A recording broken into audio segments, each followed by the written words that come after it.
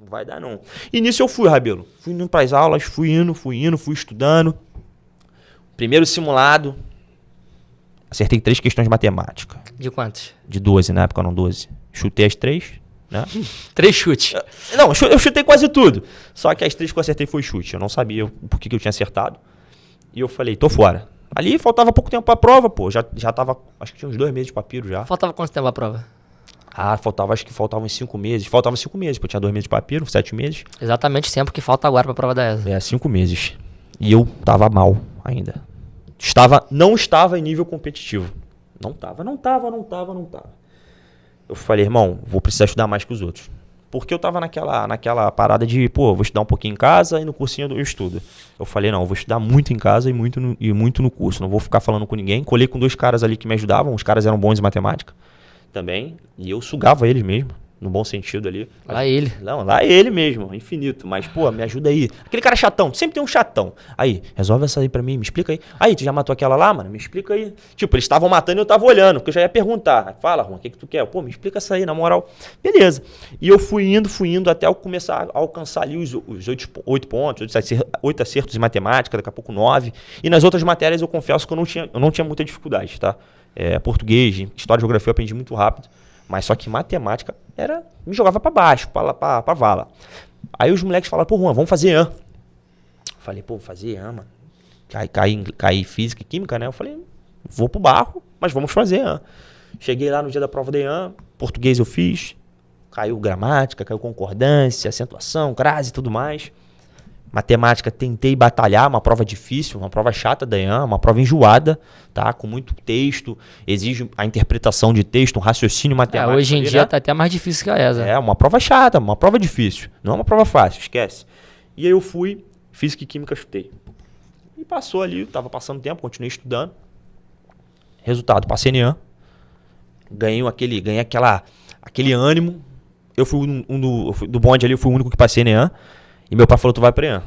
Aí começou em casa, tu vai pra EAN e tal. Eu falei, não vou pra EAN, pai. Não, tu vai pra EAN. Se você não passar na ESA. Ele falou isso. Eu falei, pai, não tem hipótese, eu vou passar. Mas eu falei que ia passar pra ele, né? Brabão, né? Mas eu falei, caraca. Jogou a responsabilidade, né? Vou passar. Eu vou passar. Eu falei isso. Eu falei, caraca, já era. Não fiz os exames, não fui comparecer em nada da EAN. Não fiz nada da EAN. Não segui as etapas. Fui classificado dentro das vagas ainda. Tava nas vagas, não fiquei majorado. E eu lembro que eu decidi, foi a primeira coisa. Quando eu falo de queimar barcos, essa foi uma das decisões mais difíceis que eu fiz. Aí realmente eu joguei a responsabilidade pra mim.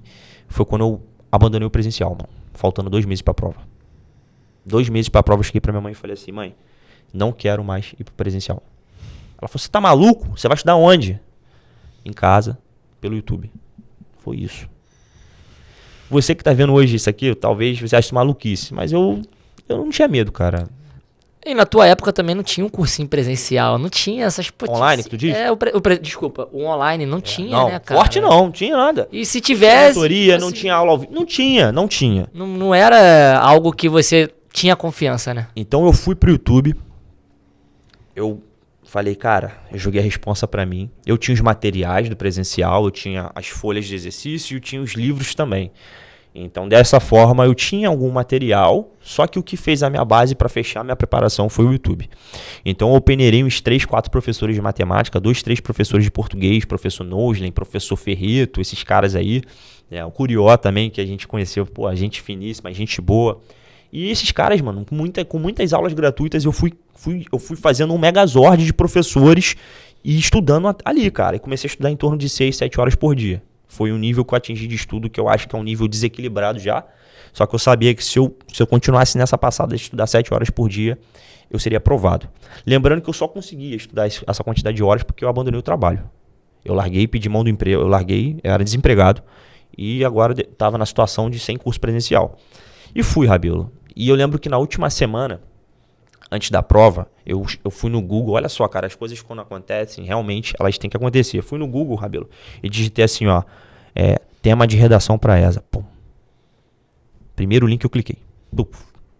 Doação de órgãos no Brasil. Eu falei, vou treinar, né? Vou fazer aqui, mandei para mais 2 amigos. Cheguei, peguei a caneta e tal. Dentro tanto de ponte relevante, parará, parará, destacam-se, parará, parará, sendo assim, parará, parará, parará, parará. Pum, fiz a redação. Próxima semana era a prova. Cheguei, sentei na cadeira, pedi a Deus assim, falei, Deus, eu me esforcei muito. Eu fiz o que eu me transformei como ser humano. O que for da vontade do Senhor vai acontecer. Eu abri a prova, tema da redação, doação de órgão. Sério? Tu acertou? Por Deus, irmão, por Deus. E aí eu peguei, quando eu olhei o tema da redação, eu falei, eu passei. Eu não tinha visto mais nada. Eu não tinha visto matemática, que era o meu calcanhar de Aquiles, não tinha visto mais nada. Eu falei, eu vou passar. Peguei a caneta, fiz a caneta. Fiz doação de órgão na caneta. Tinha acabado de fazer essa redação, né? Foi a última que eu fiz, cara. Fiz a redação, tu já vê gente com cabeça baixa assim, né? Tu já vê gente assim, já dormindo. Tem gente que dorme no meio do concurso. Eu falei, vou passar. Fui pro monstro, fui pra matemática, cara. Aí começou a batalha. Era eu e a matemática ali duelando até o final. Eu lembro que tinha uma questão de log, não sei o que, K, 2K. Tu já fez essa questão, tu fez todas as questões da eu prova fiz todas as questões da prova da ESA gravadas em vídeo. Inclusive tá na mentoria, meu guerreiro. Esquece. E aí eu lembro dessa questão 2K, não saía por nada. Eu falei, cara, eu estudei muito log, eu não admito não fazer essa questão. Fui no banheiro, lavei o rosto, voltei, fiz a questão. E foi assim que eu passei em 7 meses, cara. Eu resumi um pouquinho aqui, mas acredito que tem pessoas que falam que foi sorte, tem pessoas que falam que era pra acontecer. Eu acredito muito em Deus e estar preparado na hora certa, cara. O que tu achou? Cara, a tua história, ela é parecida com a de muitas pessoas, inclusive uma parte com a minha também, porque o ensino brasileiro, independente se for particular ou público, ele é fraco. A maioria das pessoas, a não ser que tu estude num colégio, porra, pica, tu tem uma estrutura pica familiar que tá te guiando desde novinho, tu sai do ensino médio perdido, cara. Tu sai do ensino médio sem saber muita coisa, principalmente querendo estudar para um concurso militar, que querendo ou não é muito mais difícil do que talvez um Enem, talvez uma prova da UERJ, que são matérias mais simples, não que seja fácil, mas mais simples de você aprender. Concurso militar é muito mais aprofundado.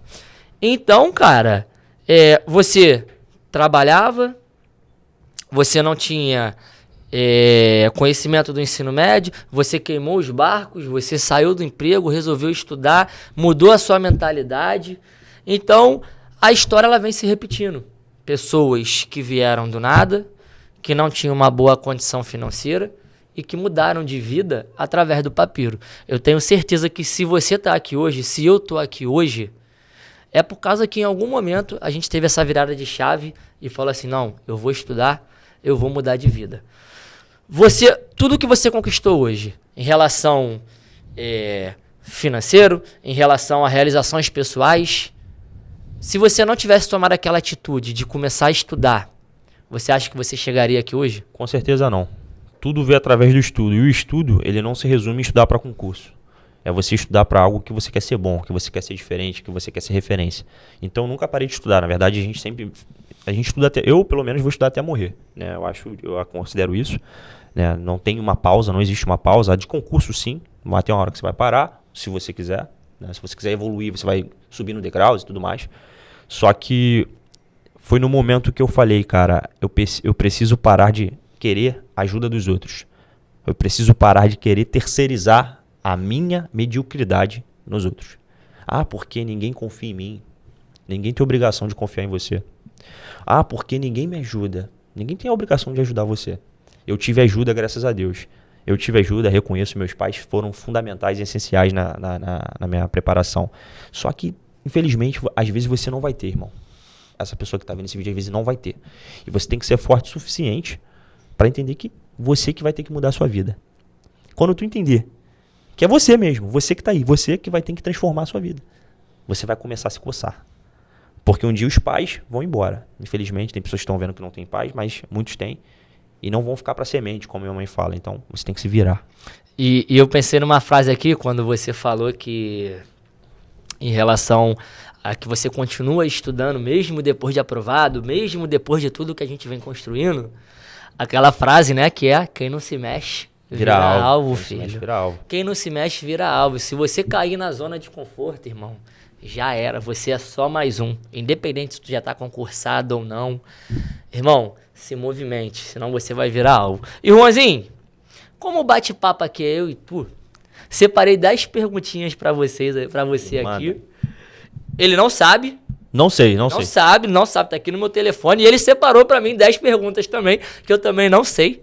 É por isso que o podcast é maneiro ter esse dinamismo. Todo convidado que a gente traz aqui, a gente já combinou alguma coisa? Não. A gente pergunta... Que vai na nossa cabeça.